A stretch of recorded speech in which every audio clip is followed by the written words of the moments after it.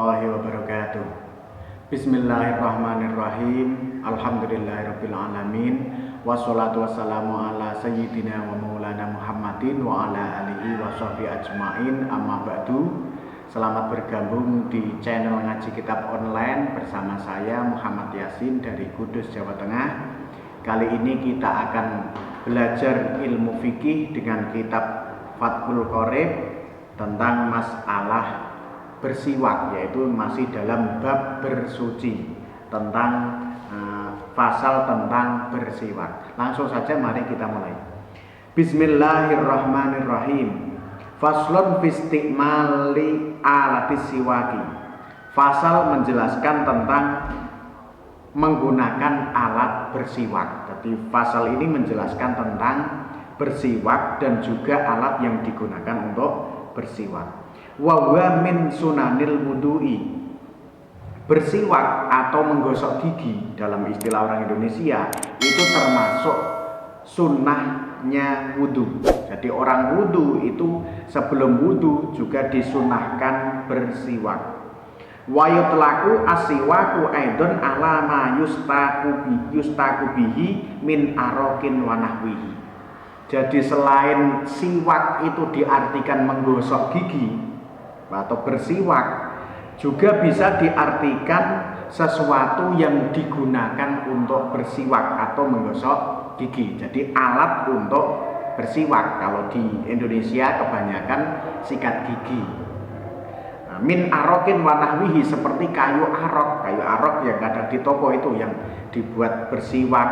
Nah, kadang para kiai, para ustadz, para habaib itu ada yang sering menggunakan itu kayu arok di toko, sebagian toko, kadang toko kitab juga ada, yaitu kayu arok yang biasanya dari daerah Arab. Tapi tidak harus itu. Bisa menggunakan benda-benda lain, termasuk sikat gigi juga diperbolehkan. Jadi bisa diartikan siwak adalah bersiwak dan bisa diartikan alat yang digunakan untuk bersiwak. Wasiwaku mustahabun fi kulli halin. Dan bersiwak itu disunnahkan dalam setiap keadaan. Ai wa fi kulli zamanin. Artinya setiap keadaan dan juga setiap saat. Dalam keadaan bagaimanapun dan kapanpun itu kita disunahkan untuk bersiwak. Jadi tidak ada batasan waktu. Jadi mulai bangun tidur, mulai fajar, pagi, agak siang, agak sore, malam sampai tengah malam, semuanya itu disunahkan untuk bersiwak. Jadi bisa dilakukan sebanyak-banyaknya, itu bisa. Wala yukrahu tanzihan illa ba'da zawali lis-shaimi fardhon au naflan. Dan tidak ada waktu yang dimakruhkan untuk bersiwak, itu tidak ada, kecuali setelah bergesernya matahari bagi orang yang puasa, baik itu puasa fardu atau puasa sunnah. Itu pengecualiannya satu itu, bagi orang yang berpuasa setelah matahari bergeser ke barat, berarti setelah masuk waktu zuhur, itu dimakruhkan khusus bagi orang yang puasa, baik itu puasa fardu atau puasa sunnah. Wa tazulu al-karahatu bi ghurubi syamsi. Dan makruhnya bersiwak bagi orang yang berpuasa setelah bergesernya matahari itu menjadi hilang dengan terbenamnya matahari. Jadi kalau matahari sudah terbenam, sudah waktu maghrib, maka hukum makruh bagi orang yang berpuasa itu sudah hilang, berarti sudah kembali disunnahkan. Wahtaro an-Nawawiyu adamal karohati mutlaqon. Dan Imam Nawawi memilih tidak adanya makruh secara mutlak. Tidak adanya makruh secara mutlak. Jadi kalau menurut Imam Nawawi tidak seperti keterangan yang sudah tadi. Menurut beliau Imam Nawawi, bersiwak bagi orang yang puasa setelah bergesernya matahari atau condongnya matahari ke barat itu tidak dimakruhkan. Beliau memilih tidak makruh secara mutlak. Jadi hukum makruh itu bukanlah pendapat dari semua ulama. Ada juga ulama yang mengatakan tidak makruh. Seperti keterangan yang lebih detail lagi ada di dalam kitab Kifayatul Akhyar. Ini termasuk sarahnya kitab Takrib juga. Ada seperti ini. Wahal yukrohu lis-shaimi ba'da zawali fihi khilafun. Dan apakah dimakruhkan bersiwak bagi orang yang berpuasa setelah condongnya matahari ke barat atau bergesernya matahari ke barat? Fihi khilafun. Jawabannya, dalam masalah ini ada perbedaan pendapat ulama.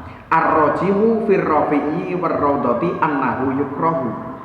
Pendapat yang unggul menurut Imam Rafi'i dan juga kitab Raudhah. Kitab Raudhah ini kitab karya Imam Nawawi. Jadi menurut Imam yang unggul menurut Imam Rafi'i dan kitab Raudhah, berarti kitabnya Imam Nawawi, adalah makruh. Jadi bersiwak setelah bergesernya matahari ke barat itu makruh. Liqaulihi sallallahu alaihi wasallam, la khulufu famis shaimi atyabu indallahi min rihil miski. Rawahul Bukhari.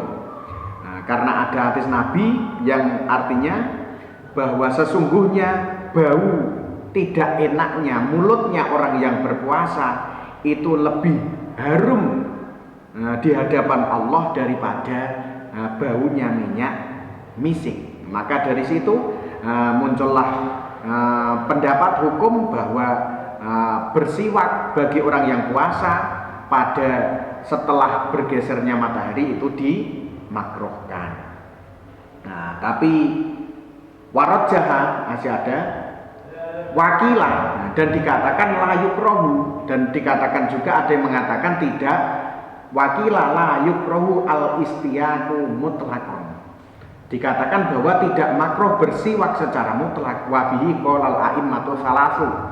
Qolal a'immatu salasatu. Dan pendapat tersebut dikatakan oleh imam tiga, yaitu Abu Hanifah, Imam Malik, dan Imam Ahmad bin Hambal mengatakan tidak makruh. Warajjahahun Nawawi fi Syarhil Muhadzabi. Dan pendapat ini diunggulkan oleh Imam Nawawi di dalam Syarah Muhadzab. Jadi Imam Nawawi sendiri dalam dua kitabnya itu mengeluarkan pendapat yang berbeda. Dalam kitab Muhadzab Imam Nawawi mendukung tidak makruh, sedangkan di dalam kitab Raudhah ini Imam Nawawi lebih memilih hukum makruh.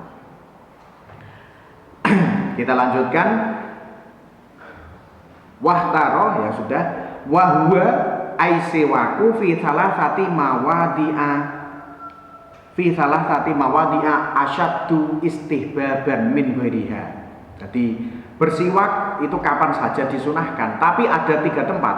Bersiwak dalam 3 tempat ini atau 3 keadaan ini lebih sangat disunahkan daripada waktu-waktu yang lain. Ai aqwa nadban min istiyakin fi ghairiha. Maksudnya lebih kuat sunnahnya daripada bersiwak di waktu-waktu yang lain.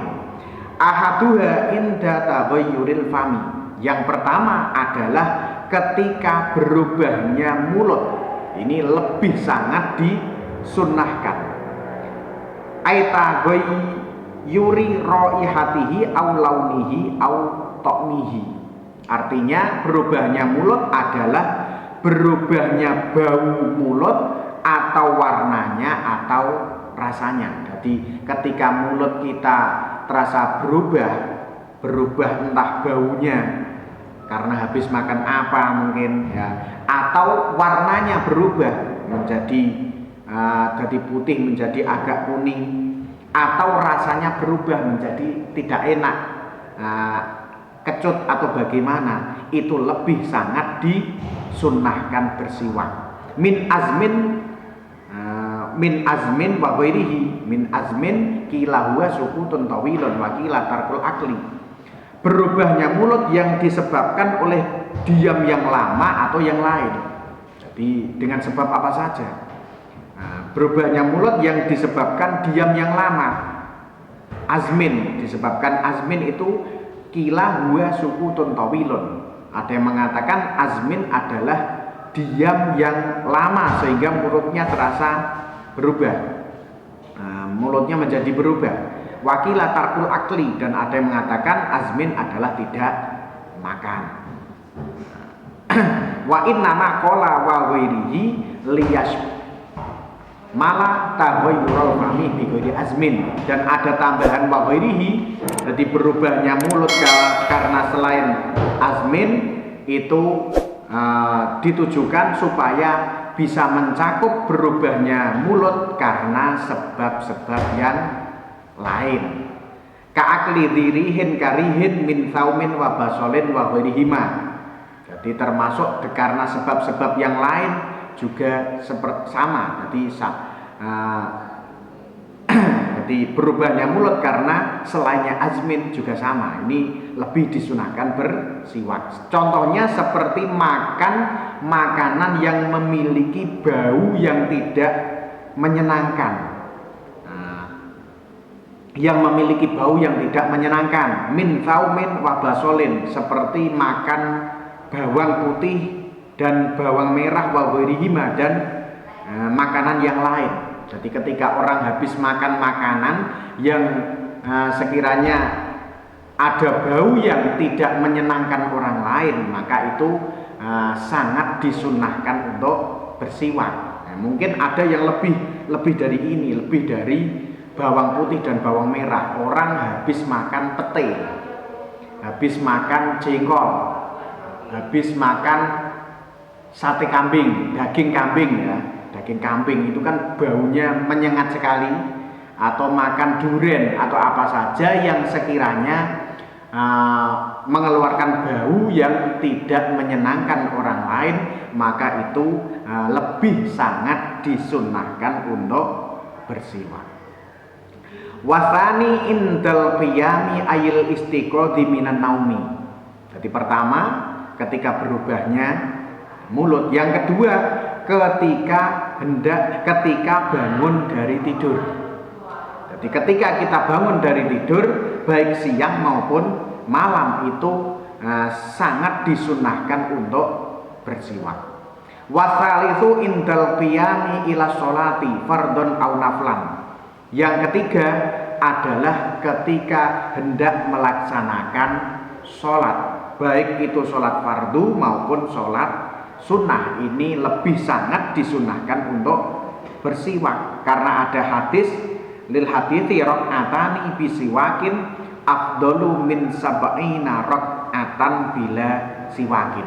Karena ada hadis Nabi yang berbunyi bahwa 2 rakaat dengan bersiwak itu lebih utama daripada 70 rakaat dengan tanpa bersiwak. Jadi bisa meningkatkan pahala sholat itu berlipat-lipat. 2 rakaat dengan bersiwak lebih utama daripada 70 rakaat dengan tanpa bersiwak. Dalam satu riwayat lain ada lagi hadis rakaatun bisiwakin takdilu sab'ina rakaatan.